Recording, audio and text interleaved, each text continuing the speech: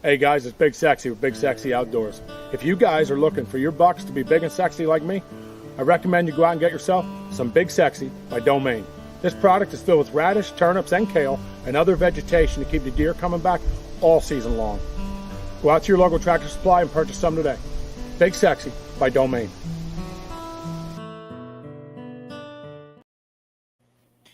And there we are. And that commercial was shot with the same camera we're using right here out in the woods. That's what we got to do. We got to do more of that. I love it. So, man, it's been a heck of a busy week, hasn't it? Yes, it has. It's been. I think all of us have had serious stuff going on for the last week or two. Yeah. Now, I've been actually. You're gay. I've been spending a lot of time, believe it or not, researching and trying to learn the ins and outs of the podcast thing, and just try to make ourselves better. You know what I mean? That's kind of that's a lot of what I've been up to. Besides, doing the game stuff and everything else. So, what have you been up to? I saw some of your stuff. Yeah, you're getting good with the bow. Thank you. Yeah, no, I've been practicing with the bow a lot. The compound has been kind of consuming my brain right now. Hey, Brandon. What's up? But that's what I've been up to, just kind of practicing with a bow. I'm getting ready to do some upgrades, which I can kind of talk about later if you guys want. And then doing the office. So we finally got moved into our new house, and we've been busy with lots of little things that are far higher on the priority list. And I finally, this last week, got to sit down and remodel the office. So now I have my bookshelves with my deer heads. I've got a really cool painting I'm thinking I want to do here. And then I've got a couple of my mounts here that I want to put up. Sweet. So I've got a little bit of work they have to do yet, but it's 95% there, and it's just exciting to have books and just little knickknacks and stuff from my hunts finally in a place where I can look at them and get them out of the boxes. So very excited about that. Brandon, let me say in your native tongue. I tried to learn that. How do you spell that, Brandon? Oh, there's 12 G's. Exactly. 12 G's. That's pine cone. That's not G where he's from. That's pine cone. Red. So, let me get the comments up so I don't miss any of those. Very good. Yo, I'm sorry, guys. I was having major technical difficulties. It looked like it, man. You got it back under control. My God, I don't know what happened. It was going crazy. I rebooted, then it updated. And I'm like, oh, no. And then I got the screen, then it went black. I'm like, I don't know what's going on. I was going crazy. Yeah. Nice. Well, you're here now. We're happy to see you. How's your week been? It was a good weekend. We played softball weekend. So it was, I didn't get to get outside much. It kind of stinks. But this time of the year. Inside? Well, you know what I mean by outside. So this time of the year for the next 2 months here is kind of crazy. We spend a lot of time New Jersey and other states prepping and getting ready. Delaware, Maryland. We don't stay in PA much. This weekend we stayed in PA. Prepping for softball season, so it's been a rough one. Last week on night shift has me so out of whack. Typical jazz bear just shows up and then leaves. Shows up and then ninjas out. You know what I mean? Sorry. This way he can say, "I showed up." Yeah, exactly. Hey, you gotta have a crime to commit, right? Before you can always leave them wanting more. That's right. Exactly. Well, I don't know about that. First lesson of showmanship. So don't show all your cards at once. Which I am going to just tell you, if you say anything from the chat, I have no idea. I have not followed anything for the last. I was going to say, can you give us a recap of the last week? I can tell. I can give you a guess. If you want to. We missed the recap. I would miss the recaps because I would love the recap guess here. All right. This is theoretical. This is my speculation. I'm going to try to put it in less than 30 seconds. Okay. So in the last 5 days, Brandon's truck has broken down at least 3 times. Ooh, no, you're wrong. At least 4 times. Don't ask me how that works. Fair. Ben is super tired, but he's got a daughter who has gotten placed at a university, so we're very excited about that. Chris has been working very hard on improving things for the podcast and for the general Big Sexy brand. So things have been going well with that, and I have been working on the house, and that's pretty much the long and short of it.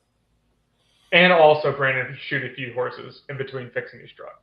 So not literally shoot. That's not as good as usual. Some of them recaps, I want you to know, and they send 347 messages in an hour, and I respond with, I'm not listening to that. I don't have time for that. And then you give your, man, I laughed one day. I was in my car sitting there. I forget what we were doing. We had a couple minutes before I pulled out, and I listened to your recap, and my kids were like, Dad, what's so funny? I'm like, freaking Jasper's killing me with these recaps. Oh, they're the best. Well, I'm not on the game today. Maybe I'll give it another shot at the end. We'll see. All right.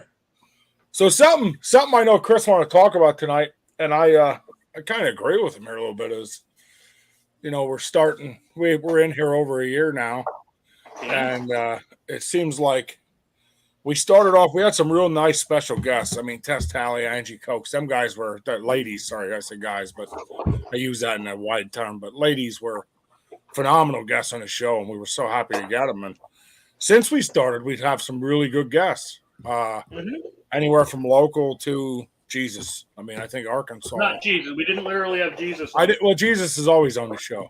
Always. But what we're finding here lately is when we reach out, it seems to be always a smart comment, like,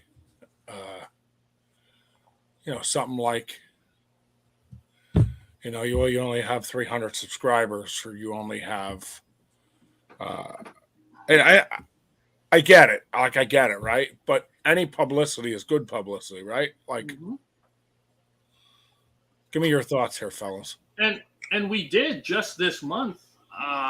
We went from 313 to 352. So, I mean, we gained almost 40 this month. And, I know there's some people that gain 100 or 1,000 a day, but we're not quite there yet. We will.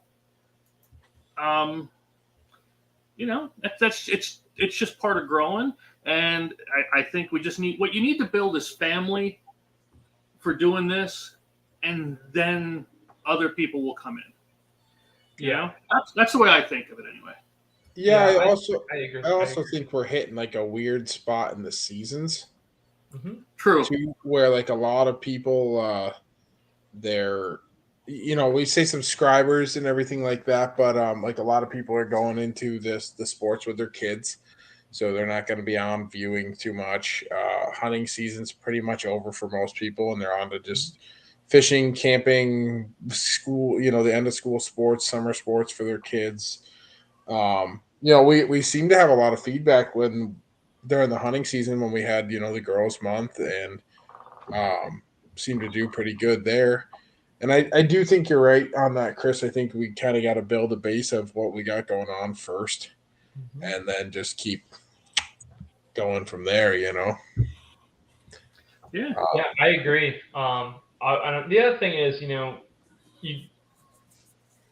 people are going to have their opinions, right? Always. And as a small business owner, like I have to be very careful how I use my time. This is something that I enjoy doing. I like talking with you guys. I always learn something, and I also get to kind of develop my own opinions about things that sometimes I wouldn't think of on my own, but because we're sitting and talking about it, it forces me to think about things differently, which I really like. And not everybody's looking for that. Some people, they want to see kill shot videos. Some people, they want to learn something specific. Others want to hear a story. And I think as we've been developing this, what I'm hopeful that people are enjoying by watching and then participating in the comments and otherwise, and also just following along with what Big Sexy Outdoors is doing and with what Browtown is doing, is just trying to give people a forum by which to meet other people, to learn a little bit about, overarching what it is. And, you'll find your tribe. I think it, and I know that the gals over at Women in the Wild definitely talk about that a lot, is find your tribe. And, I think it's just a process that takes time. And again, everybody's looking for something different. So, you know, and if people want to hear more of something, I'm sure you guys would agree. And I wouldn't be you know, outside of my limits here by just saying, if you're listening now, you have things you want to hear about, there's things that you're interested in, let us know, because, you know, we want to talk about things that are important to you as a viewer. And if we don't know, then we can't help you. So give us your opinion on it to help. Yeah. Ben's playing with his mic. Sorry. Didn't they tell you not to fiddle with that thing? Yeah, I'm sorry. I apologize. You'll go blind. I think I've been hectic. In fact, when I have shorts, I think I only have shorts set up for another couple of days. I have to make more. But the ones that but the ones we've gotten the most hits on were, one was the doe kill that was full screen and up close. That was 1,500 views. And the other one that we got was when there was a pheasant hunt, and I don't know the guy's name. Ben might know the guy's name. But he ran in front, flushed out a pheasant, and then dove to the ground. Yeah. That was Carol. That's Dave's buddy. Him and Dave do a lot of hunting together with a Rottweiler. So, yeah, I mean, that is absolutely – they want to see those kind of shots. So I think here's the thing we have to ask ourselves, and this goes to anybody wanting to start this kind of a thing. It's free advice that you'll pay me for later. No, if you're going to do something like this, you have to ask yourself, what is it that I am the absolute best at? Why do I think that I'm the best person to do this? Right? And we bring something unique with the humor. We're always trying to be goofy. Other people come at this as strictly analytical, scientific. Look, you have to do it exactly this way. That's not my thing. God bless them for what they do. But that's not the way I approach it. Sorry, I missed that one. My bad. Yeah, you're good. No, actually, Ellard, I think we're talking a lot about fly fishing is something that's on all of our minds, and we could definitely dive into that some more. Well, I can't tell you about fly fishing. We'd like to see him come on and talk a little more about his fly. So I think that would be a good segment. I did tell him that before. We'd like to see him come on and actually he could tie his flies. I was going to say, I'd love to see him tying flies. That would be cool, man. A live tie flying. I'd be into that. It's true. Yeah, I told him several times that he should come on here and just do some of them, right? Just bring them out. There it is. Wait. I don't know if you've seen that comment, guys. I got to interrupt. Look. I know. Once that face comes on here, fellas, we're hitting it big. We got to get that face on here. Either that or we're sinking like a friggin' Titanic. I think we're going to explode overnight. I think that's well, the Titanic exploded too as it was going down. No, a different kind of thing. But yeah, I mean, like Skip started making his BSO leaders and things. I think that would be a great one. We were talking about shorts. Once Skip gets us them videos he's supposed to drop off to Chip, we can turn into some of his videos into shorts, which will be beneficial. Skip has some really nice footage. Cool. And now, one thing Dave brought up. So let me ask you guys this. So we're talking about how to grow, how we work, and what we do. So something Dave brought up, him and I in conversation, I want to say a zillion times is, you know, he says if he goes in and watches a hunting video, and it's a GoPro, he'll turn it. He said, I could care less about that GoPro. He said, I don't even waste my time with that footage. So now the question is, what's your guys' thoughts on that? You mean in terms of like the footage quality? Yeah, like if you go onto YouTube and you're going to watch a video, you know, a lot of these guys fishing, they fish with a GoPro. It's just easy. Put it on your head, throw out, cast in, you see everything, right? But you don't. Barnes is saying I have an opinion on that for sure. Barnes is saying when he sees GoPro footage, fishing or hunting, he doesn't care. He's like, oh, I'm not watching that. I don't care about GoPro footage. Interesting. No, so do you guys think it definitely makes a better video not using a GoPro? No, I can relate to that because, I mean, I shot that whole hunt in South Dakota this last November with a GoPro, and there's like the perspectives you get. It is valuable in certain moments to see what the person is seeing and to see it from their perspective. But most of the time, as a viewer, I think it's more meaningful to see it from an omniscient perspective, where you're seeing the full person doing it. You're seeing more of the context because you, as the person who filmed it, you have the context. You're there, you know. And I've seen it done really well where they take some farther back footage, and then maybe they feather in GoPro to give further detail to maybe they're tying something, maybe they're tying a fly on, and they want some up close footage, or maybe they're just zipping up, getting their clothes on, whatever, and they want to show some footage of zipping up waiters or whatever that is, how they get ready, that kind of stuff. I think it's very helpful, but I'll be honest, probably 90% of the footage that I got in South Dakota it's not usable because the granularity is not, it's just not there. So even shooting 4K on it, like it's too wide of an angle view and it's too close to my body to be valuable. Yeah, I agree. I think that like when you get to shot, like watching you shoot from the side or watching you actually fly fish, I think that just brings it to life. I do agree with that. I agree, yeah. But even more than that, for me, honestly, when I see a lot of the GoPro footage that's out there, unless it has the ultimate stabilizer, a lot of them are very, very shaky. I agree with that. I get motion sick. It's not saying there's anything wrong with the footage. I think it'd be, like he said, good for secondary. But for me, a GoPro makes me motion sick. Absolutely. And they don't always focus on, which I'm not downing on GoPro. I think GoPro has its things right that it works really well for. I'm just talking about specifically, like, to Ben's question, why would you not use it? This, like, I've filmed things through my spotting scope with my GoPro, and it's like it's either great or it's terrible. You can't see anything, and it's just because of the way it focuses. It just makes it difficult to use for things like that. So, and like Dave is saying, a lot of the cell phones today, if you have the settings right, can do really, really good footage, and they have some stabilization in them. But like if you're holding it still where it's mounted, and you cannot beat it. In fact, when I set up in the stand this year, in fact, I got Ben one. Remember the $20 arm? Yep. Yes, I do. We have an arm that screws into the tree, and it holds this camera that we're looking at. Well, that I'm looking at. You're not looking at. You're looking this way.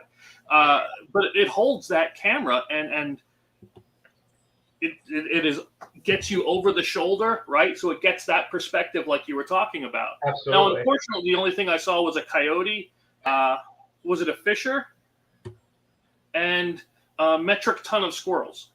But only in deer season. I've only seen squirrels in deer season. So I think, having it stable is important. But the GoPro, like you said, is really good for those alternate action-y shots when you want to bring it in close. Less footage, better. So I wanted to. Absolutely, I agree. He's a jerk. I'm sorry. I don't know if you guys are reading this stuff. No, that's good. That's good. I was also just going to say, Natalie had a really good question. And I think that would be something really great to talk about today. It's just, look, what are we doing in the off season? Because we're all here in the East Coast, Midwest, and Northeast, and it would be, I think most people like us, like we just finished turkey season. Now what? What do we do? Just kind of what does this time of the year look like? And we can talk a little bit about footage throughout that, but I think that'd be worth covering. Yeah. It's a great question. I that's one of the reasons I like viewers. They get to ask questions. We get to tap on them and go, and we do our thing until someone comes up with them. So, yeah, I agree that. No, I don't apologize for taking us out of topic. It's a great question. No, it's what we do. It's what we're here so for. Here's mine. So when we're in downtime right now, like I said, 2 months for me is tough. So these next 2 months are absolutely miserable. We play softball every weekend. You don't see me out in the woods often doing anything. But I will tell you this, when we get a moment, I usually hook up with Dave and we are fishing. Flatheads are huge right now. And we spend our time doing that. Also, trail cameras are big. Me and Chris usually spend a lot of time doing trail cameras. We'll meet up there in the week. We're down, put up cameras. Now my 2 cameras have taken a crap, and I want to buy 2. I am going to buy 2 Tacticam reveals and change plans over. I am not a big fan of I'm done with Spy Point. Their customer service is terrible. So I just canceled my subscription at the end of the season. I'm just over. I couldn't keep them running. We're actually talking, Dave, about going to New York this year for what do they call them? DMAP or red tags up with you? Squatch. Red tags. Yeah. Red tags? Yep. Yeah, The we're talking red about tag doing that. sounds very interesting to me. Yep. It is very. And again, you're more than welcome. We're doing the thing in August, so if we can get him out of the woods to long enough to come down here for a BSO picnic, we can live stream or film that all day. Well, I said BSO picnic in August, I think, is going to be a big deal. I know Jasper said he's going to try to make it down and stuff. I think doesn't have a that choice. is. We're taking it. Did you guys finalize the date for that? No, we didn't. Last thing I did is put it out in the BSO group to Dave, Bill, everybody, and said, "Hey, I'd really like to get this together in August. You guys got to come up with some dates that'll work." So I've been waiting back on that, but I definitely want to get together in August. And what I'd like to do is get everybody together for the day. You can drive down here. I don't want to do it for an hour or two. I want to make it a day thing. Oh yeah, absolutely. Whether we go do some sightseeing and hiking, whether we shoot some guns. I mean, whatever it is we do, I want to spend some time having some fun together and getting to know each other a little better than we do. We should have a clay shoot. I'd be okay with that. That'd be totally fun. Find somewhere. I'm going to use my rifle though, just because. Whatever. Barnes, you're in a different. I know Barnes is free for August. Usually softball season's about dead by then. Yeah, if you're in a different state, Jasmine, I do not care where you aim your rifle and shoot it off to. It doesn't matter to me. You do you, man. If I'm not within a few miles of you, exactly. I'll just stand behind you. There you go. Dave's looking to. We can even use out of his place that new landing bar. That'd be awesome. I've got an automatic single clay thrower, so we can bring that. Is it registered? Well, I mean, it depends. So here's a good question. I don't know if you guys are watching comments, but this is the best question of the night. You guys ready for this? Yeah. Of course I'm watching. It's me. Well, yeah. Yeah. So tell him, Ben. So how old is Bronson? This is Bronson, right? It's his mother's account? I think so, yeah. Yep. So Bronson is, I believe, 13, going on 14. Well, that would qualify for junior. Bronson, answer that. You definitely qualify to be a junior BSO member. 14, that's what I thought. So basically, it is, dude, it's simple. Just be a good person, be an ethical hunter, care about what you're doing when it comes to the outdoors. And we want you to shoot footage, man, and just put pictures, videos, share them on the page. We just want you to be part of it. Cool. That's it. I mean, just be a great person. Just, enjoy the outdoors. Well, this isn't hard for us. I vote yes for Bronson too. That'll work. Man. That's 4 for 4. So that's 5. But Barnes just voted. Oh, there you go. So there you go. I think that we declare Bronson a BSO junior member, and I think we get him a little more involved in what we're doing. I think that'll be a lot of fun. Sounds good. Absolutely. Yeah, I mean I think that's kind of all feeds back into it, right? It's just getting people involved. And Bronson, did you say you want to do an elk hunt? Is that right? Did I see that right? I think that's what it was. Yep, it was an elk hunt. Yeah. That's cool. I know that I've been listening to a lot of podcasts recently about that, trying to get involved with it. And if you should definitely have your parents check it. But there's a podcast called East Meets West Hunting. Yeah, and they have a really cool episode. They just put it out. I think it was last week, and they talked with Randy Newberg. And we can talk about some of those things as well. I've never been elk hunting, but I'm definitely reading up on it, trying to learn more, see what opportunities are, so we can talk about that sometime. But yeah, and apparently there's some opportunities on the East Coast as well. Kentucky now for elk hunting too, especially for state residents. So you never know, for the youth season, you might be able to find some really cool opportunities that might not, just because might actually be better odds for you right now because of your age, which is really cool. Now, Barnes, you did forget one thing I got to point out. not just talking about chipmunks and flowers. You have to point the camera at yourself and then drop it. Yeah. That's Those are the- quality footage.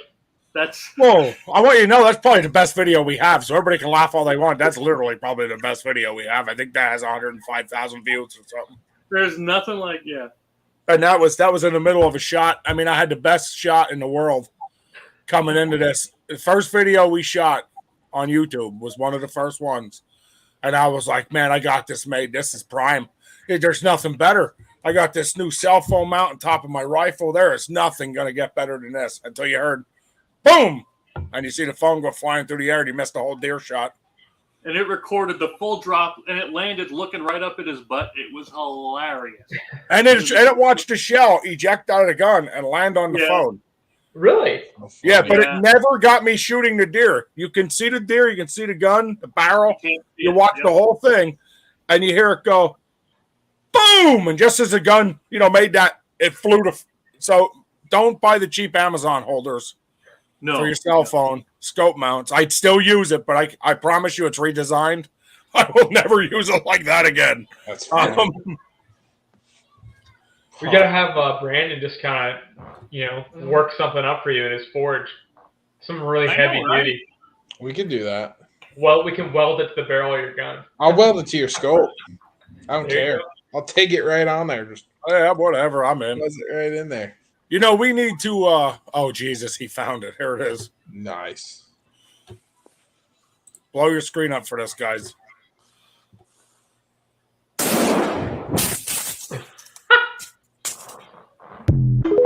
That's There so it funny.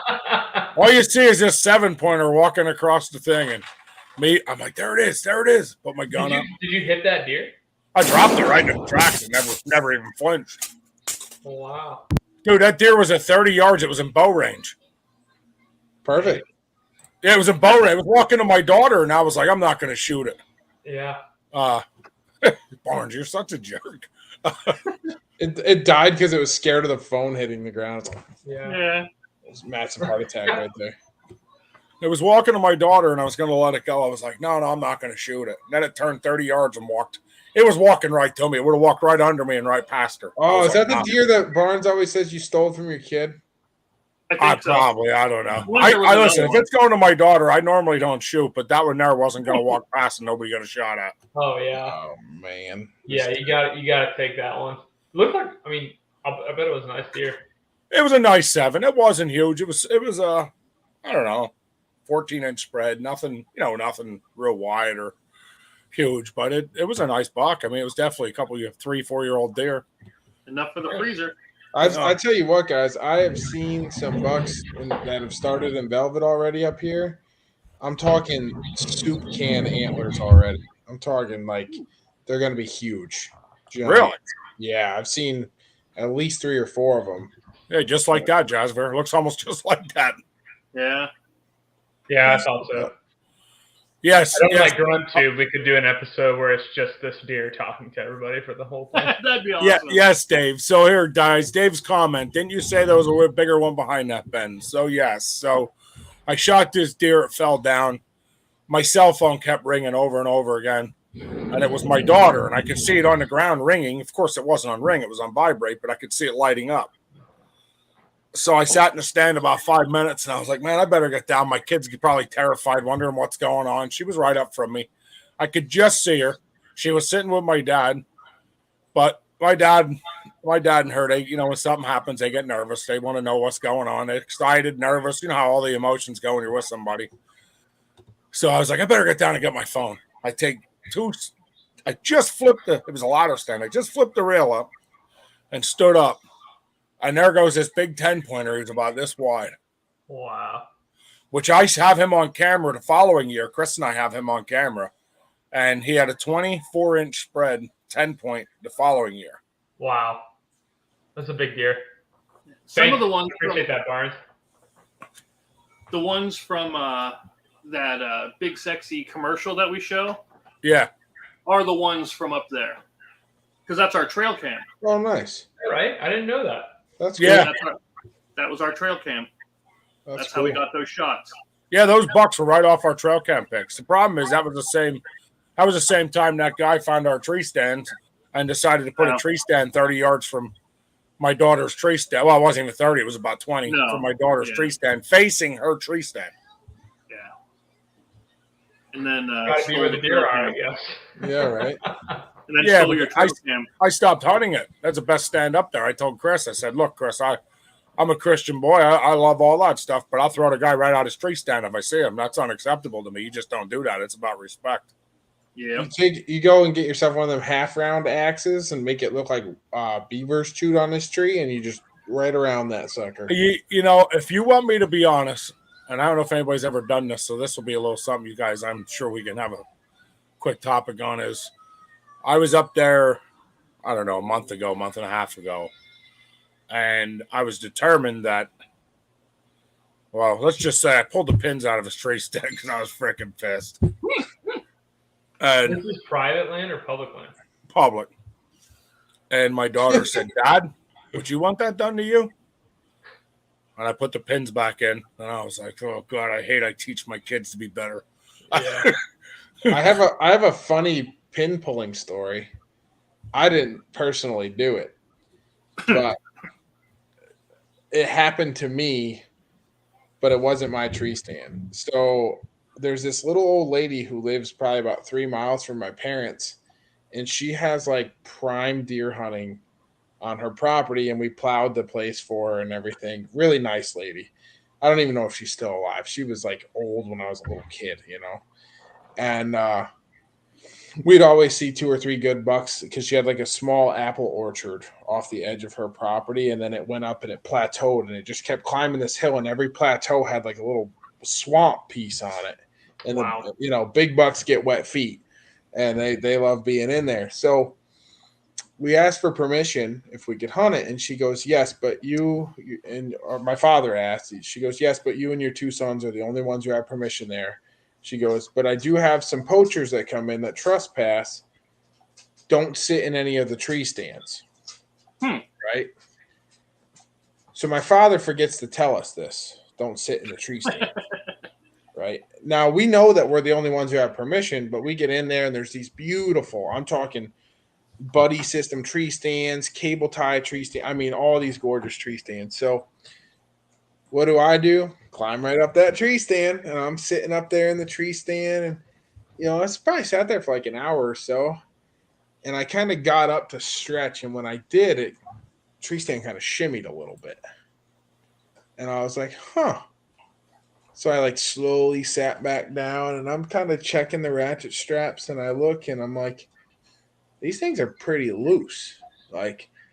But from where I'm sitting, the more I move, the worse it's getting. I can't really get to them. Mm-hmm. So it shimmies a little bit more. So this is over like the course of like an hour and a half, 2 hours now. I've been in this tree stand, and I'm like, I'm going to go ahead and get down now. And as I stood up to get down, the ladder was like this, and it bowed and went foom, foom, foom, foom, foom, like flying. It was under so much tension, and all the pins were gone. It spit that ladder out probably 30, 40 feet, and I'm sitting in this tree stand now.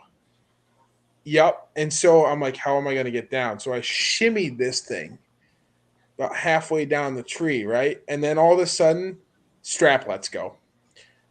Boom! Crashed that thing. I rode it like one of those amusement rides that drops you. Rode that sucker all the way to the ground, and I will never forget the feeling of the expanded metal smashing me right in the butt cheek. I mean, just poof. And my dad goes, I heard all this commotion, couldn't figure out what was going on. And I'm like, yeah. He goes, yeah, I forgot to tell you guys, don't sit in any of the tree stands. So this little old lady would wander through the woods and climb up in the tree stands, and she would undo it. She would like booby trap the tree stands because she didn't want poachers on there. And she literally would mess with all this stuff. She would cut like halfway through the ratchet straps. And she must have, like I said, she was like 130 when I was 10 years old, for God's sakes. 130. I mean, she was an old lady, man. Like, she looked like an old milkmaid. Like, she had like the long drapey dress and the bonnet on. Well, that was Sasquatch years. Well, that's true. She just wandered through the woods and booby trap these things. Oh Now, my god! do you dude. think- that is like a litigation nightmare? Yeah. Do you think that was revenge for the knife story? Like, No, he didn't tell definitely, you. definitely Good point, not. actually. Definitely not. My dad definitely got it way worse, and it was funny as hell. And actually, I think the knife happened after. Yeah, the knife happened after that tree stand incident. Ah, Wow. so the knife was revenge for the tree stand. Yes, I got but it. I tell you what, though, the property where the knife was the adjoining property to this lady's property. So it was like 3 properties we could hunt down this road, and we pretty much had it on lockdown. And it was good times back in there. A lot of funny stories. Wow. But I gotta say, So just so I understood this, you let your dad get stabbed in the butt with a knife because some lady tried to booby trap your tree stand. Yep, exactly. Sounds it's like not a phrase I thought I would ever end up hearing. I Sounds never about thought right. I'd hear that sentence. Yep. He goes, "Yep." So, Poor I dad's want to watching. circle back like, to "You something son of a-" real quick. I My- want to circle back to But something. You were saying that around this time of the year, this is when you go start checking out trail cameras, resetting trail cameras, or how is that right? Absolutely. Right now is the time to start just watching, seeing what's going on, spend some trips in the woods. Yep. You know, once turkey season to me is an awesome time to scout. I like going in. You know, a lot of guys. I'll be honest with you. I love hearing the turkey gobble, and I could care less if I kill one. I just like. I'd like to film everybody's turkey hunt. I think that's the coolest thing in the world. Yeah. Well, that's because you Uh, can't kill him, Ben.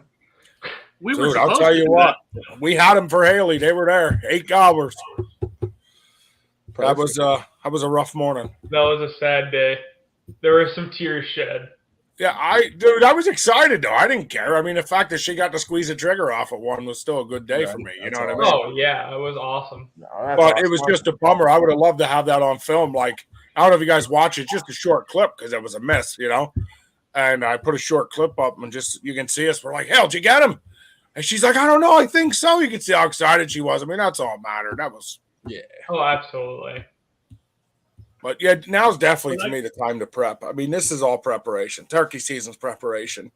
You know, here's the other thing. So a lot of these guys, you talk to these guys, Dr. Deer. I don't know if you. I've subscribed to Dr. Deer. I don't know if you guys watch him. He does a lot of his own planning and you know, big plot harvest managements.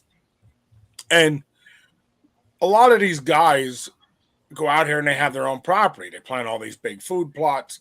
They can track the deer, you know, over and over again. They know what buck is here at 10 o'clock and what buck is here at 9:30 and what buck, and it's every day and nobody bothers it. There's no trespassers. There's no things. I mean, you watch them guys. Those are the guys you're watching over and over again kill these, you Giants. know, target bucks. Yeah. We all have a target buck. I mean, we all do. If somebody says they have a target buck, they're lying. Somebody's seen a buck they want. And we spend some time trying to kill it.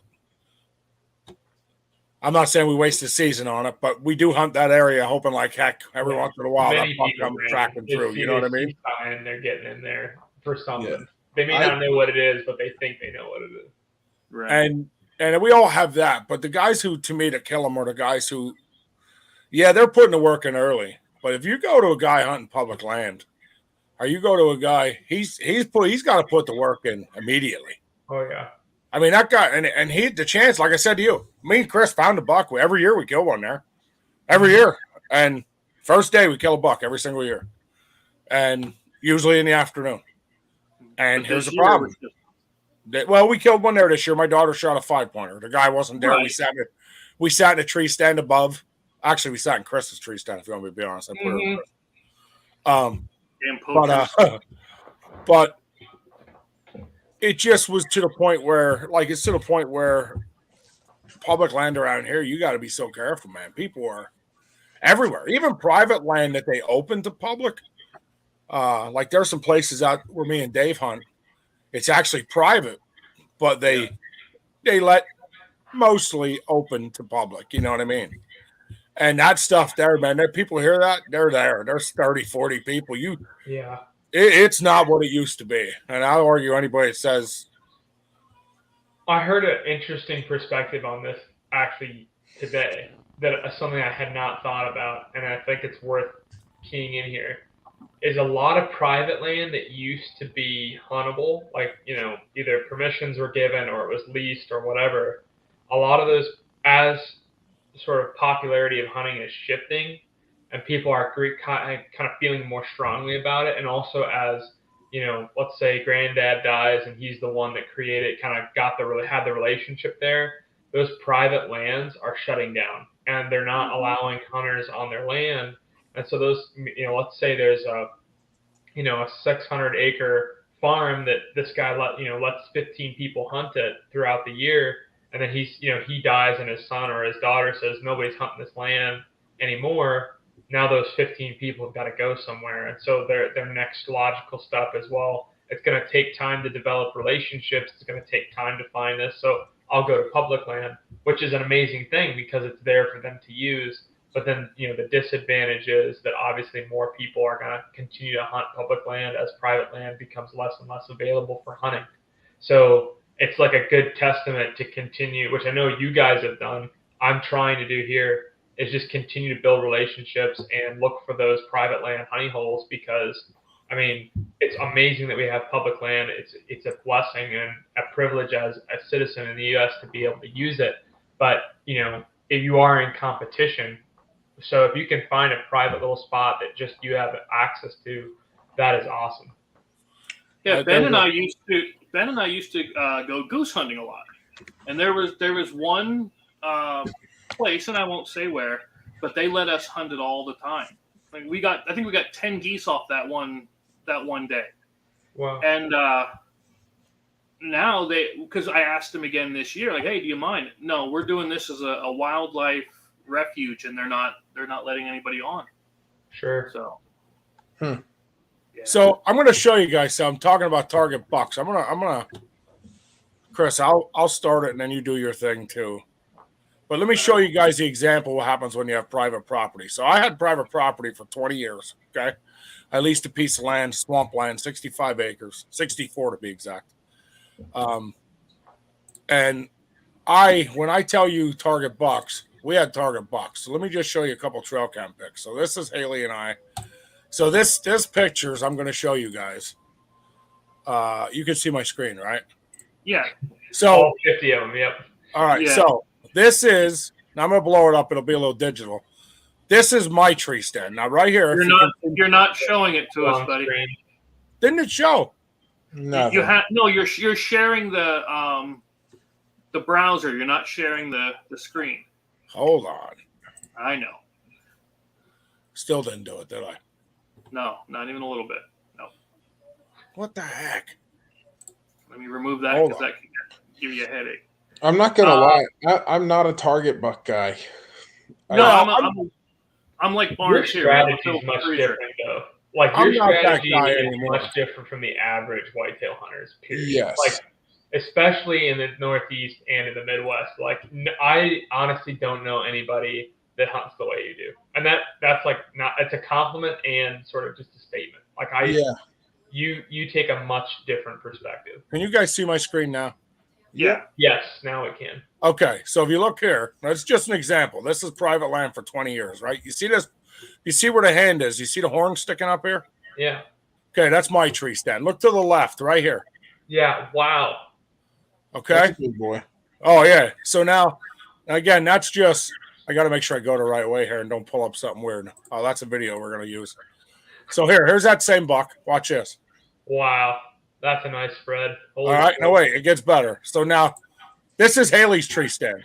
Watch. Wow. All right. Now watch this. Now, you don't see this buck here? Yeah. I want you to look to the pine tree to the left. Yeah. Haley's tree stand is 22 yards from this. Yeah, that's crazy. Okay. Now, when I tell you that at some point in my life, here, watch him. I like that buck. Dude, that's my target buck. I was after him. You see that big G2 it's a double, actually. If you look close, it's a double. Yeah. So that was my target buck for a long time. And he's still there running, I'm sure of it. Well, that's a cool picture. Yeah. I mean, that's just a monster. But So again, that's my tree stand. Yep. That's the big boy we were looking at in the pine tree. Mm-hmm. So now the only reason I'm showing you that is, you know, somebody that tells me that private land doesn't make a difference, I'm gonna say is a liar all day. It makes a difference. Oh yeah, there's no 20 doubt. years, I mean, there's no doubt that your opportunity is going to be different. So that Well, field you guys see all them bucking where Haley is, right? I used to go in there. I'd start on a Monday, it'd take me 2 days. I go in a Monday after work, maybe 5 o'clock, and where we park because I didn't want her filled with ticks in that field, and because it gave the deer an easy route. Okay, that field was green, 5 foot high. Okay, field. So I go in with a weed whacker and that real heavy string, and I'd weed whack a 5 foot wide path. Okay, a 5 foot wide path, and I'd go in and I'd weed whack all the way to Haley's tree stand. And I'd come back and I had a tree stand way to the left that I sat in. I would never let her in that. It was a hand built one that I just threw some wood up. And then I'd weed whack to that side. And the deer would use them trails, that I put in because the grass was fresh. You know what I mean? It wasn't the high 5 foot weeds. They were coming through, eating that up. They would. So I used to kill, man, if I showed you some of the pictures of buck I have on my wall, I used to kill some big boys. But, I mean, that's the difference. I mean, you see these guys that are, that's what happens. They're target buck, private property. They're, me, at this point of life, if I can kill a buck, I'm happy. I don't care what it is, as long as it's legal.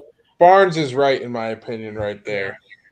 No, I see what you're saying, Ben, and I agree. I think that if you have a piece of property where you can manicure it in a way that's productive for deer growth, and you have exclusive access to it, or there's very limited access to it, then you can kind of create an environment where you can have consistently, because I think they say like a mature buck's home range is it's like 40 acres. Yeah, it's not very much at all. It's less than a quarter mile in diameter. So it's like you're talking a very small area, and if you can hone in on that spot and keep them there, I think it's amazing.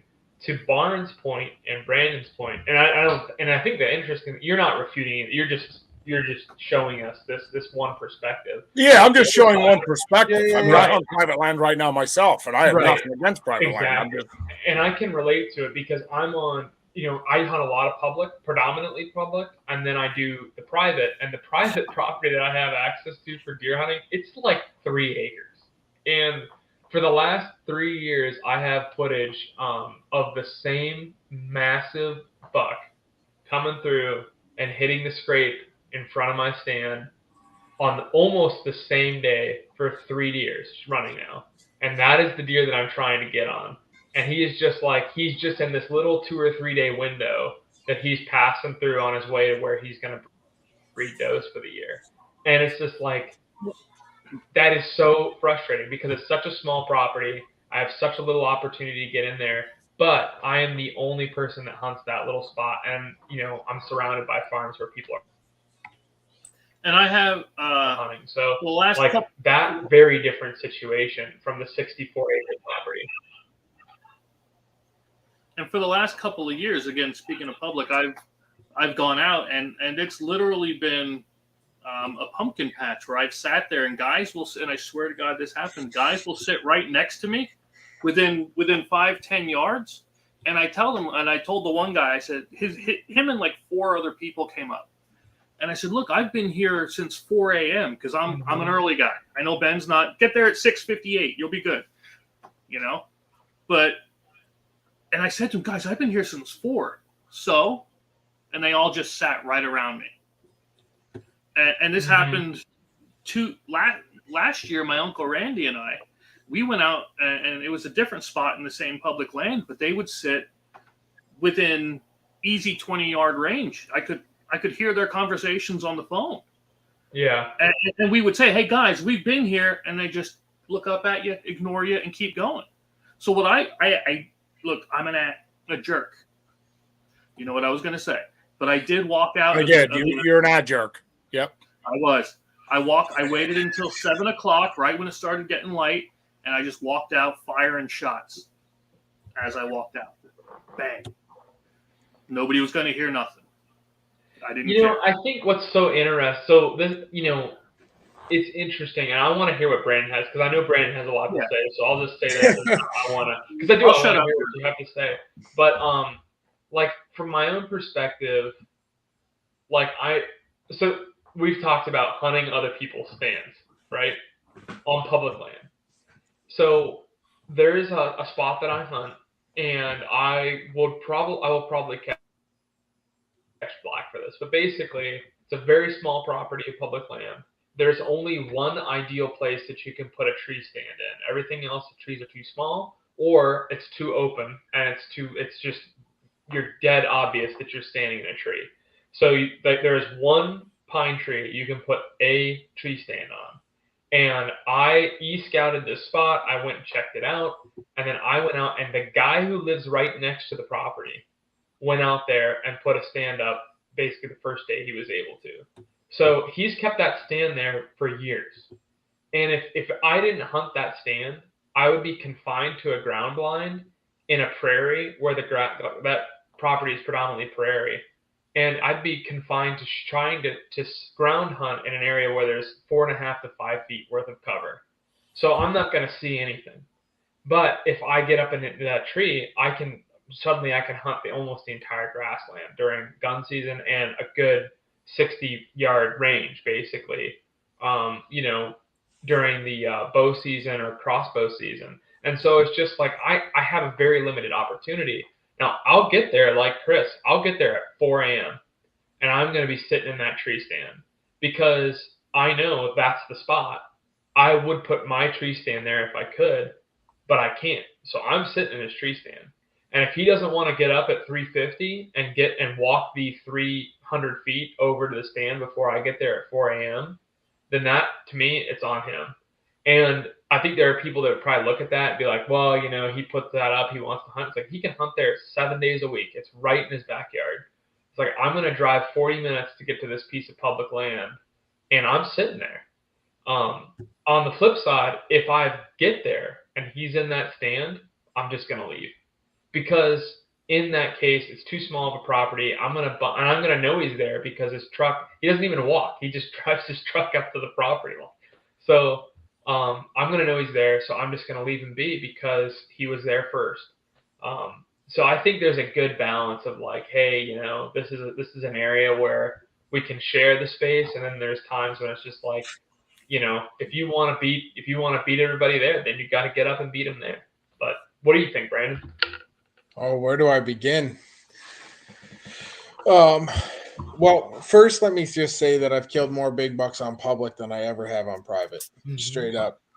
No questions asked. I mean, it's probably a 7-to-1 ratio.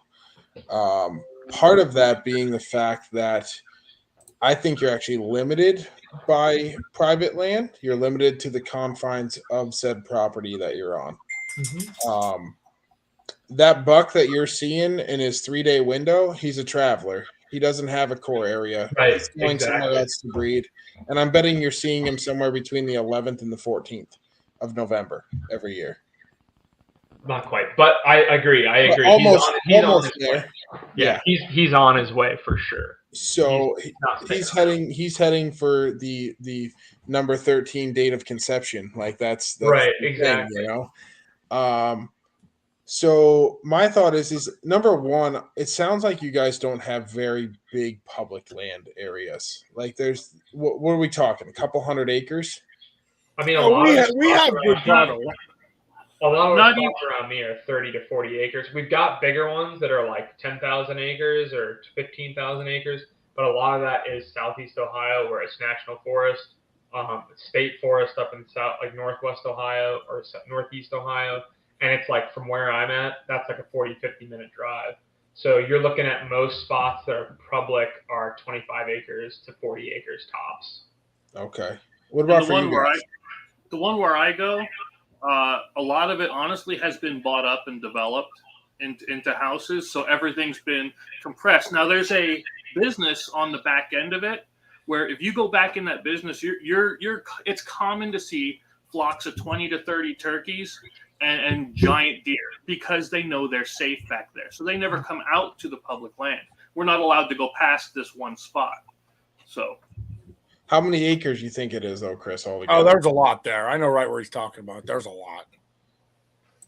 And so I guess my thought is you're saying Jazzavir, that it's like a 45 to 50-minute drive to where you got to go to get to big land. Personally, at least. Yeah. Personally, Go ahead. Sorry. No. I would just personally be trying to push that land and figure out what it is. Absolutely. And your Onyx can help you do that a lot with your topographical maps and things like that. Mm-hmm. Public land, the shutdown of private land, right? I think actually has to do with a lot of hunters' mentalities. I don't think it has as much to do with the way people are doing things and selling off land. I think a lot of it's the fact that hunters are weird about other hunters. That is true. And I know more places that'll fist fight guys and places that want to fist fight over a big buck. That's part of the reason why I don't do the target buck thing. Like, yeah, I see a big one and I just keep my mouth shut. You know what I mean? And if I can get in there and kill him, I can get in there and kill him. If I don't kill him, if I'm not targeting him necessarily, I'm more or less targeting areas. Yeah. I guess. I'm not necessarily targeting deer as much as I'm targeting the area that they live in. Absolutely. And that's how I am when I hunt public land. I'm looking at a region that I've narrowed down 95% of this property as being non-productive, and I'm going to spend my time in this little chunk with it. Try and funnel it in. And also remember, though, that there's probably 30 other guys that are trying to funnel it in. So I'll take, if I know that there's guys that now know like my core areas of where I like to hunt on the public that I'm on, if I see their rigs when I pull up, I'm going to funnel myself out to the outer outskirts of the bullseye. I'm not going to be in the 10-point circle. I'm going to be in the 20 to 30 because I'm sure they've already blown whatever deer's in there out of there, or they've killed it, one of the two, or they're working on killing it. Right. So if I funnel myself out, then that way I'm not on top of them, so nobody's getting pissy. And I'm probably in a core area where something that as soon as they leave is going to jet right back into where they are because they know the deer know, you know. Oh yeah. For me, I tend to hunt the private land, I guess, early rifle, but like if I don't have any snow on the ground, I tend to probably hunt private land. And that's only because like I've already scouted where the bedding areas are. I already know where all that stuff is. I might not know what deer are there because I don't put cameras out, but I know what a big rub looks like. I know what a good buck scrape looks like. I know what, a big buck bedding area looks like, where they funnel to get water, where they don't.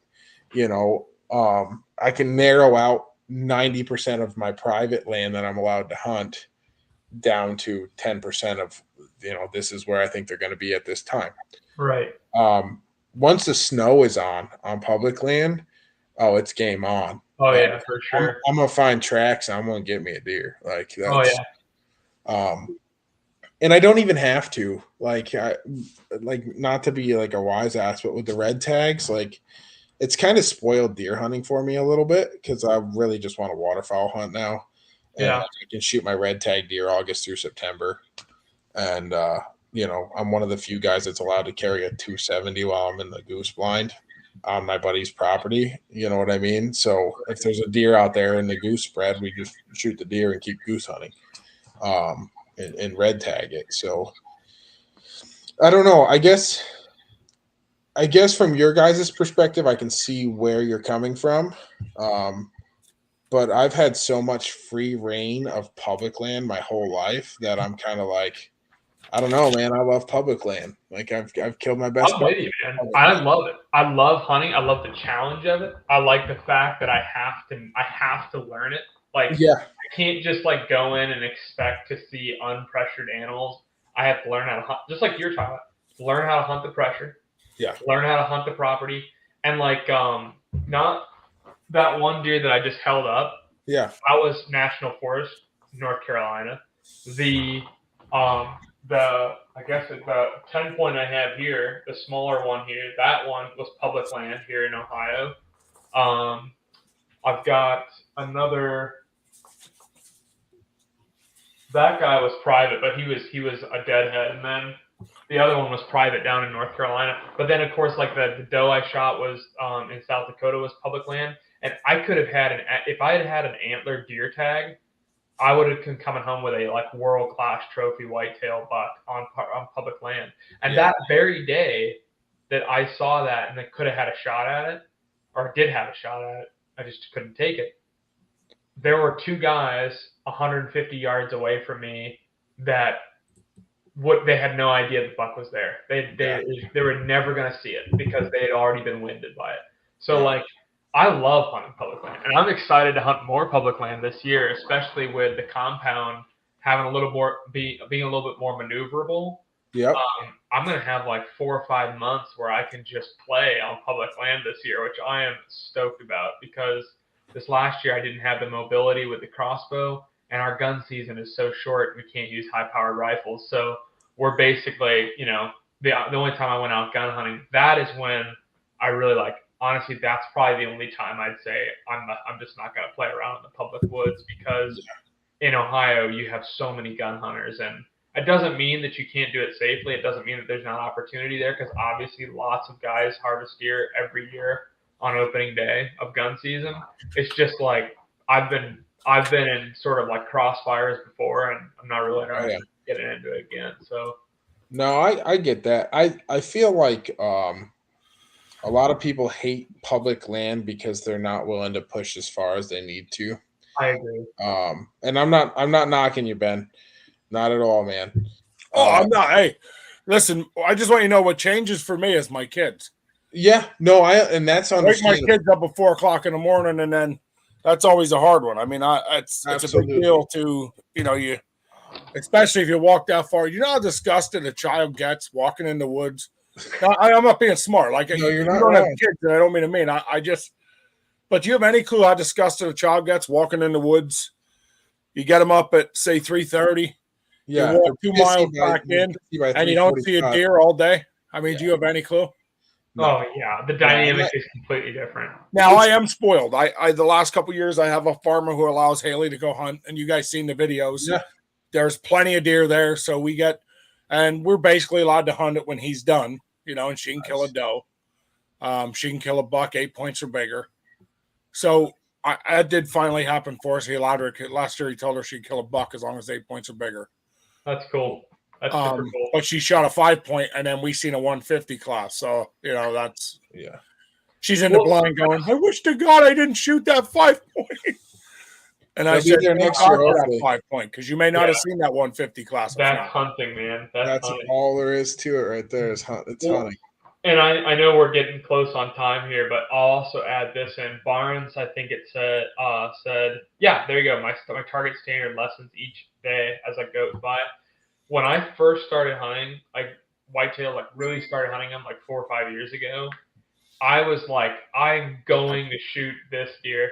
And then I realized, actually, I got my first buck, and then after that, I was just like, that felt amazing, and I really don't care that much. My biggest thing is I'm going to try to do a little bit better every year. Yeah. So if it's early season, I would rather not. Like this year, I didn't shoot a buck, and I had an opportunity, a small spike, and I let it pass. And I had another opportunity at a 6 point, and I was just like, you know what, I'm just gonna go ahead and let him grow, because for me, it's more like, okay, I've shot a 4-year-old or 3-year-old mountain buck that's pretty wily. Now I want to kind of move out a little bit further, do something a little bit bigger, a little bit older, something that's got a little bit more sense to it, and just try to challenge myself with that. So I ask myself, basically, when I see something or hear something move, it's like, well, what is it? If it's a deer, is it a doe or a buck? If it's a doe, am I going to shoot the doe? If it is, then great. If it's a buck, am I going to shoot the buck? And then I have my criteria. Is it X number of points? Is it this big? Would it make me happy to have it? If it does, and that's the end of it. If I like it, and I'm like, okay, I don't care what the situation is, how many points it has, I just like it, then I'm going to shoot it. I'm going to move on because I'm going to have fun with it, and I'm not going to. I'm going to add one thing to that, guys. I'm going to add one thing. Yeah.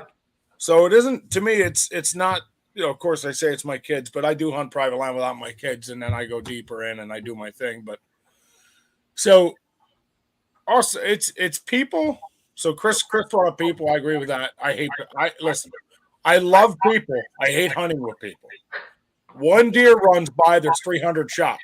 I mean, I can't handle that. I want out of there.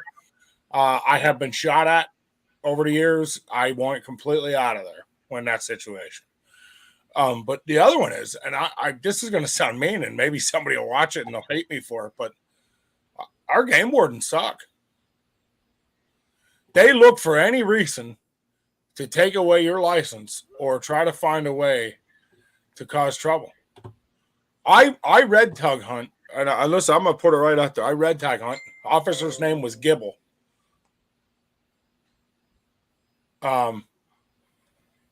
And I was out with Dave, and Dave will vouch his whole story. So I had deer come out in the field way far out, and I was kept taking this. I missed 2 nights in a row, and I never missed, and I was like, "What the freak is going on?" I was so pissed off. So Barnes said, "Well, I have a 270." I said, "Well, why don't you come with?" We were talking about softball. We coached softball together at the time. So Barnes brought his 270, put it in the car, and the whole time Barnes and I are talking. Okay, there's deer in the field. I want you to know there's deer in the field. You can only shoot a doe in red tag. I could have killed 3 deer or shot at 3 deer. We had one at 40 yards the whole time we're in the car. Okay, so we're having a softball meeting. I said, "You know what, Dave?" I said, "Keep watching that field. I'm going to go pee." I get out and go pee. I walk over. I pee in the woods. Come back. As I come back, a game warden pulls in. Now the game warden asked me and Dave what's going on, how we are. I have my clip. My clip was laying on my seat and my bullets in between me and Dave. Okay. So he busts me for hunting from a vehicle, wearing orange, no orange to hunt, not because I went to pee. He busted me for having Haley's tag in my backpack, which was mind-blowing to me, being as she's a youth hunter, a junior hunter, and she can't hunt without me. I can give her the license all day. She still can't walk in the woods unless I'm with her, right? So that was mind-blowing to me, and I didn't have it. It was in the back seat of my truck in her book bag, not mine, hers. So he got me on 4 or 5 different things. My fines end up being over $1,000. Now, I want you to know that I went to court. Dave went with me. Did you say, did you fight the hell out of it? Absolutely. So I won. I beat every fine, every charge. And Dave was right there by me the whole time. I mean, Dave's a great friend. And, Dave basically said to the judge, like, you're trying to get the guy for orange peeing. And the guy, I mean, how can the guy hunt from his vehicle? You're fining him for hunting on his vehicle and then fine him for not wearing orange. Like, he said, none of it makes sense. You guys are just looking for a reason. So, and then we explained, when I questioned the officer, I brought up about, Officer Gibble, when you pulled in, were there deer in the field? Yes. Could I have shot those deer? Yes. So anytime I sat in that car, I could have already shot those deer. Yes, Mr. Brown. I said, I don't understand. Where's the story end? Like, I would have done it already if I was going to do it. You know what I mean? And in red tag, if we get out of the vehicle, as long as we walk over to the farmer's field, we can lean on a hay bale, whatever. We just can't be on or in the vehicle. Okay. So I was pretty bent out of that. And ever since that, I have a strong, I want to use the word hate, but I have some distrust. Yeah. Hate's a very strong word, but I have a strong dislike for our game wardens. And I know they're not all the same. I get it. But that one in particular put a real bad taste in your mouth. Like, sure. I would rather stay off of public land, and truthfully, just because of that. Yeah.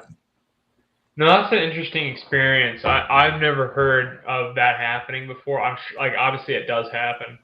But and I'll just speak for myself. I've had really good experience with the officers around where I'm at, just the wildlife officers we have. I've had a really good experience. But yeah, I mean, that's too bad. Yeah, I last year, as a matter of fact, I pulled into a spot and I went back for rabbits just to walk for rabbits. And I pulled in. It's a spot I've parked at many times. And when I get out there, it's only a warning, but there was a warning on my car, and it said I'm not allowed to park there because they just put the sign up while I was parked there and in the woods. So they put the sign up, walked over, gave me the ticket, even though they knew the sign wasn't there when I parked there. So, yeah, they're mainly jackasses around here. I'm sorry, I have a real bad one for them. If they were about to hunt her and they weren't, like if I go back, yeah, here, read Dave's here. Dave will give you a little insight on what we went through. So here's Dave's comment.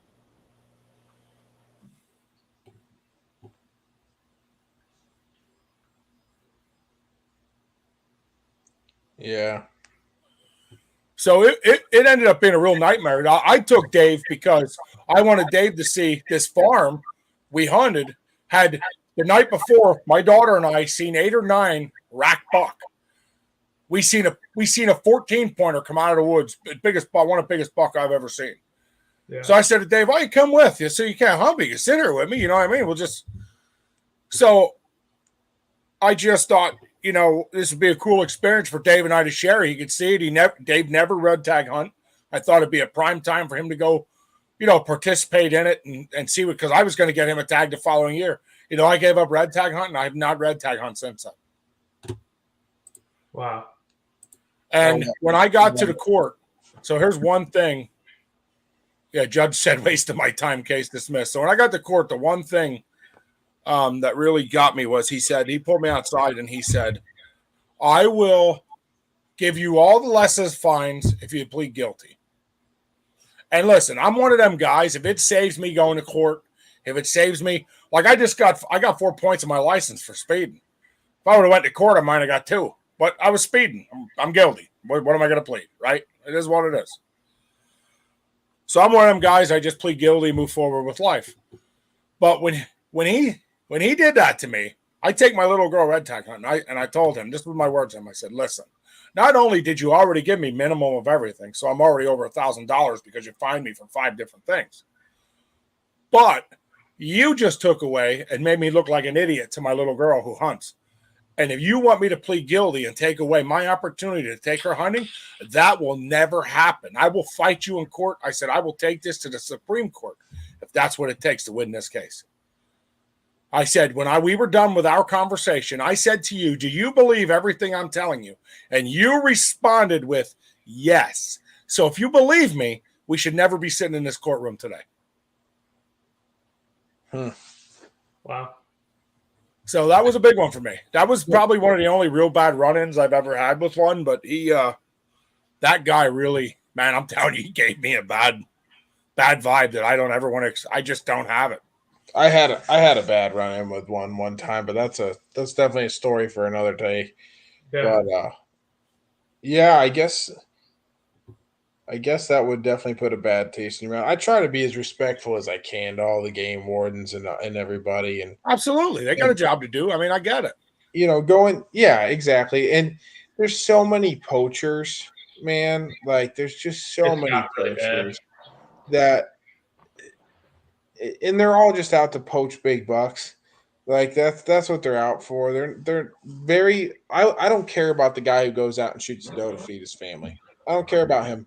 He can do whatever he wants as far as I'm concerned. He's using the meat. He needs it, whatever. But the guy who goes out and kills, 10 point on the side of the road with a spotlight as he's rolling by with a crossbow, that pisses me off a little bit. Oh, agreed. But here's the problem. Those are the guys getting away with it. And it's the guys like us who are trying to do everything right by the book. We don't do this. We don't videotape because we're trying to hide shit. I mean, I'm not trying to be smart. Like, that's not why we do this, right? Yeah, and we all know that illegal stuff accidentally happens here and there. You know what I mean? And you just, if it's an accident, it's an accident. If it's on purpose, well, then shame on you. No, if it's an accident, plead guilty, move forward. I mean, I've seen I know Yeah. guys who've shot doe shooting at a buck running, and they report us $25 fine. You know, you lose your buck tag, whatever. Yeah. Hey man, that's part of the thing. I mean, I feel that. But now here's another one. If I have the decency to call you, now I've never had this happen to me, but if I'm not going to lie to you about something or try and cover it up if I have the decency to call. Right. If I have the decency to call you to report I made a mistake, two things. One, don't come accusing me of more crap because I already called and told you what happened. Yeah. And two, don't try to make me feel like an idiot because I did the right thing. Yeah, exactly. And those are the things I have an issue with. And I think maybe that should all be for another day because we're at an hour 15 and I'm getting fired up. Well, I am fired up because like I said, it's a very Dave can vouch. I mean, here, Ben's right. The warden's here. Draw the line. Thank God. All full body activity, search, nothing. It's brutal. He's a jerk. I really thought he had something serious to say. Oh, that's so funny. No, I'd like to go back to his comment, though, about learning how to hunt the pressure, because I actually have like kind of a quick deer season story. This one? Right? Yep. So knowing how to hunt pressure. Where did Chris go? That's a good question. Knowing how to hunt public area pressure or any private land area pressure is like it's an awesome like magic trick to have in your back pocket, basically, of knowing the land well enough to know where something might go if pressured in a certain area. Because we all know that when we pull up to a public land spot, everybody has the same favorite spots, right? Like usually they have the same favorite spots. And if you're going to find somebody, they're going to be in that area, right? So, funny story, a couple of years ago, I pull into a favorite public land spot of mine, and there's, 2 cars there already. So, I'm there. I can see their boot tracks in the snow going right to where I already know where they're going, And so I said, well, the heck with it. And just to give you guys a quick visual, it's the end of this dead end road. There's one house on the end of the road, state land all to the right, and it makes this big bowl around the mountains and comes back to the left down the road. And then it just tears on the mountain all the way north for, 16 miles maybe. So I've hunted to the right quite a bit in behind that house, about 700-800 yards. And then it kind of tears off to the right and goes south. I know where those guys are headed. So I said, well, I haven't been over on this side in quite a while. I'll go check it out. And I know there's a little swamp spillway with a set of hemlocks and red pine trees that the deer used to hang in pretty good there. And as I'm crossing the creek to get into this spot, I see a set of buck tracks right there in the snow. Perfect. I head right in. I don't think I was in the woods maybe an hour. This is archery season. Not opener, but archery season. And there's just a dusting of snow on the ground. And sure as shit, I shoot this buck, right? Nice 8-point, good deer. So I'm dragging him back out of the woods. And by the time I get him back to the roadway, these 2 guys had a Ford Ranger pickup. 2 guys are sitting there and they're eating lunch. And the guy goes, holy crap, where'd you get that thing? And it wasn't a giant, but it was a good buck, And so I told him right where I got it. I go, oh, there's a nice little spot on the swamp up here. I said, whenever the deer get pressured where you guys are heading, sometimes they wrap around this bowl because the wind will change and push up through there. And the guy goes, really? I said, yep. So opening day of rifle season comes, and now there's 8 cars on that side. And there isn't a single boot track to the place I wanted to go originally. They're all heading to where I killed the buck. So this guy must have told all of his buddies and everything. They're all there. So I go, well, I'll go on the other side. So I pushed back in further than I knew they would. There's another stand of a certain type of tree back in there. They're like spruce trees that were planted years ago. And don't I kill my it's probably my biggest buck out of all of them. As far as mass goes, it's an 11. And I shot him opening day right square in the chest, 20 yards, walking into that spot. And they heard the gunshot. Wow. And I drug that thing back. And on the way back, there's 5 guys standing at the truck going, son of a bitch, this guy did it again.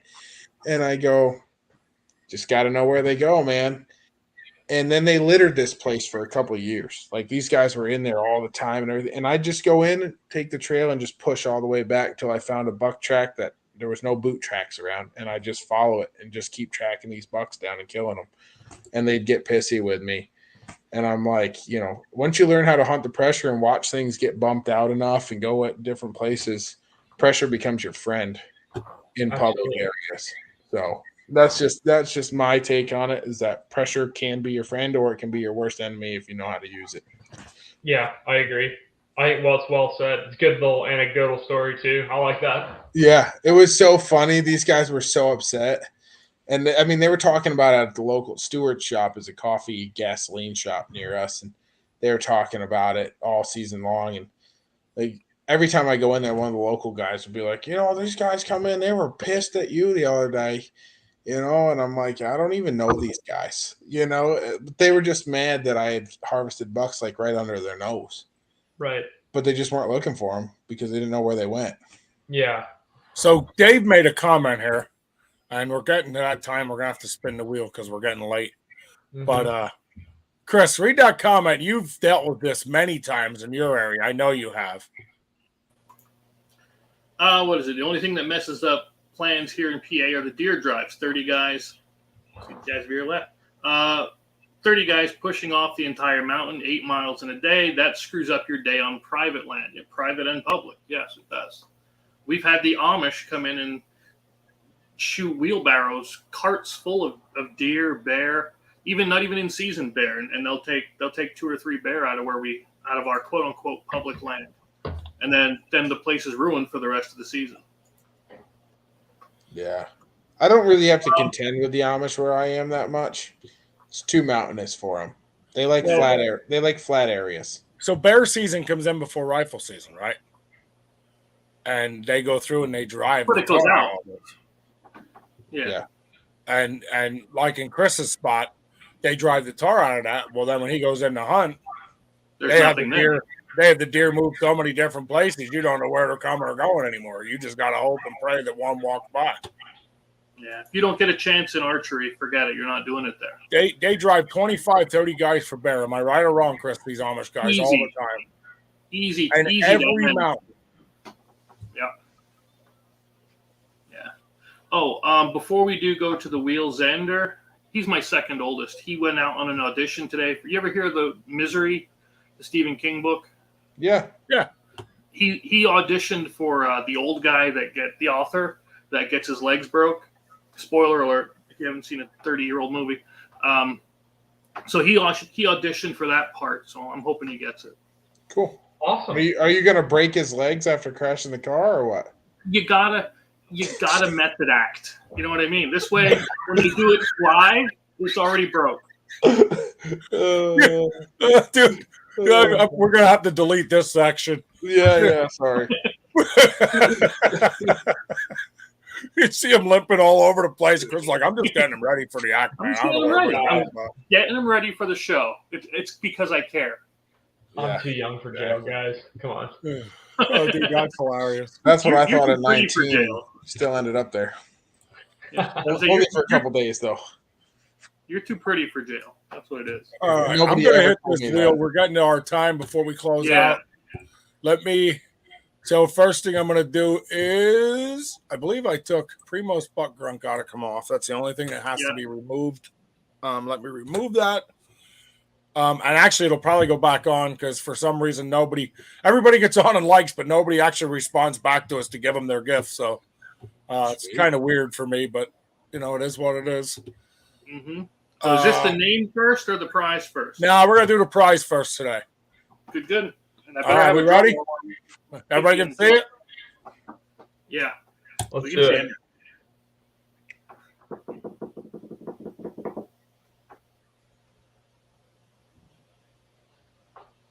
Come on, be the game so I can get it off my shelf. Somebody's getting a hat. Hey, okay.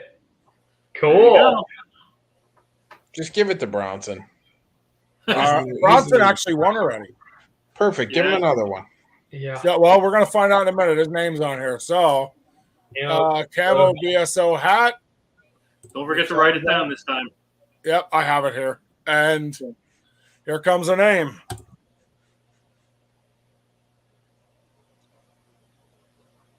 Dun, dun, dun, dun, dun, dun, dun, dun, dun, dun. Adrian. We gotta- I had to. I'm sorry. yeah. Oh, Ralph got it. by a hair. All right, Ralph was Ralph. just on. Yeah. Oh, there you go. Ralph Alderson. So I want to. nice. There's your winners. So now let's hope Ralph watched to the end so he knows he won because he was on for a while. Yeah. So I want to comment real quick on this. So I got a couple of comments saying how come certain people keep winning. The answer to that is because they actually jump on, hit the like button, make a comment. And the more times they do that, the more times their name gets entered. I mean, it's very simple. We don't have a hard system here. Yeah. If they share pictures, their name gets entered. If they share, Bob Chase was one, he got entered in. I actually put him in June, so I put him in for this one. He just shared a photo, shad fishing. But I mean, as simple as just sharing some photos, put your name on the wheel. I mean, it's as simple. Hit the like button in this corner. Oh, wait, Chris, where are we at? That corner. Okay, hit that like button there. Make a comment in here. Mhm. Barnes has hats and shirts, that freaking fibber. I am going to make Barnes a new BSO shirt. I just didn't get a chance to get to making them yet. I got to order some in. There, Jasmine sitting out like it's. I love it, Jasmine. Look. Is the shirt going to be invisible like he is? Because I don't see Barnes ever coming on. Yeah, we'll get him. One of these days we'll catch him. I'll have to get him drinking or something. We'll get him on. Oh, we'll get him at the picnic. We'll beat the crap out of him, tie him Yeah. up, put a little sack over his head, and just be Yeah, like, bring "There your he is!" lasso. Bring your lasso. Dude, I will rope down him. Here, I will we'll rope kind of him. Run him down. So we do have a bunch of messages out, guys, trying to get some more guests on. Cool. I know Cummings Family Firearms is going to come on. I'm just waiting to hear from them. Your Real Duck Decoys is coming on. Sweet. They're going to come on and show some of their new products. So that'll be like footage. that'll be a good one. So what's And next week? what's that? What's next week? We don't have anything on for next week. I don't know when they scheduled, but I know they're scheduling. That's Cummings Family Firearms.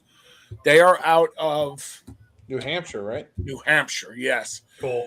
And then Your Real Duck Decoys. I have their paper here. I forget where they were Yeah. at. They were out of, hold on a second, North Carolina. So, like 120. Oh, so that'll definitely be some people coming on. I have a crap ton of messages out. While I'm at softball, guys, I'm always scrolling, sending. I mean, that's the only good thing with softball is I put a lot more time into podcasts. You know what I mean? So it gets to be crazy, but you do get people who don't forget that they were small one time too. Yeah. Now I'm disappointed. And to be honest, I believe once Chris and I, this game is launched, and I think that once we start setting up at some expos, Yeah. I think that will be a bigger. Yeah, it'll make a big jump for us. I think that'll be a bigger thing for us as well. So, Yeah, I don't know about you, but when I saw this one, I pictured Dave surrounded by an army of coyote. Now he says he killed. Yeah. Clarified a little bit there. Yeah. Well, I have an idea for what we can talk about next week. Josh Bickler would be a cool one, man. That guy's awesome. Yeah. Go ahead.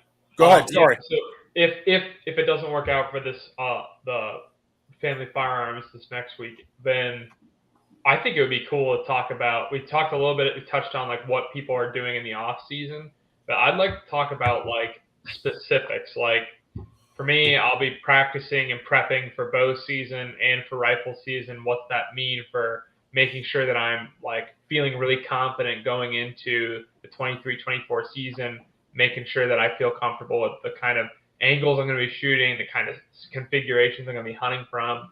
And like that's something that's really on my mind. And I'd like to see what you guys do to get ready for the season. And then also just hear from other people who are watching what they like to do. So I think that'd be kind of cool. Yeah, well, that's fine, Chris. You can put that post up. Just prep the post for next week. We'll do prepping, next steps and prepping for deer season or something along there. I like that. And prepping for the season, and we'll jump on that. That'll be our subject for next week. I like that. Sexy fundraiser. One other thing, BSO calendar.